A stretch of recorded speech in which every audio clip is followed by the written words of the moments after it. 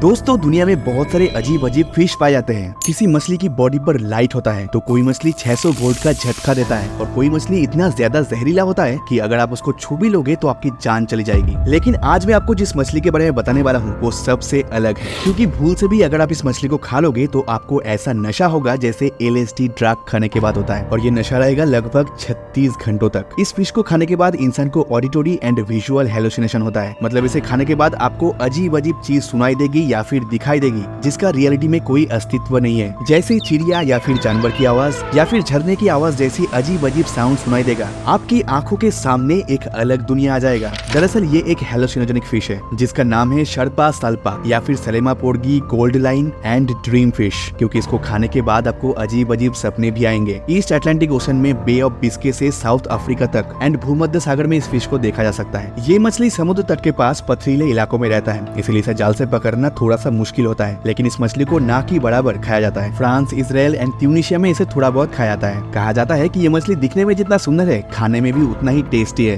प्राचीन काल में रोमन सम्राट एंड पॉलिनेशियंस इसे नशे के तौर पर इस्तेमाल किया करते थे। इस मछली को खाने के बाद लोगों को अलग अलग एक्सपीरियंस होता है, वॉमिटिंग, सर चकराना, धुंधला नजर, ये सब तो कॉमन है। 2 दिन बाद जब नशा उतरता है तब ये सब कुछ भी याद नहीं रहता है। कुछ साइंटिस्ट का कहना है कि अगर इस फिश की सर को ना खाया जाए तो फिर नशा नहीं होता है, और किस टाइम पर इस फिश को पकड़ा गया है ये डिपेंड करता है कि इस फिश को खाने के बाद कितना नशा होगा। लेकिन इसको खाने के बाद नशा होता ही क्यों है, इसका एग्जैक्ट रीजन आज तक नहीं पता चला है। शायद ये मछली समुद्र के अंदर कुछ ऐसा एल्गी को खाता है जिसको खाने के बाद इसकी बॉडी पर ऐसा केमिकल्स बनता है। हो सकता है ये चीज इस मछली का डिफेंस सिस्टम हो। अब ऐसा नहीं है कि इस मछली को खाने के बाद किसी इंसान की मौत हुई हो, लेकिन इसको खाने के बाद इंसान की पर्सनैलिटी पूरी तरह फ्लिप हो सकता है। ये मछली बैंड नहीं है, लेकिन अगर इसे गलत तरीकों से खाया जाए तो फिर बहुत सारी दिक्कत हो सकता है। दोस्तों क्या आप इस मछली को कभी खाना चाहोगे? और ऐसे ही इंफॉर्मेटिव वीडियोस को देखने के लिए इन्फोसेज विवेक को सब्सक्राइब करना मत भूलना।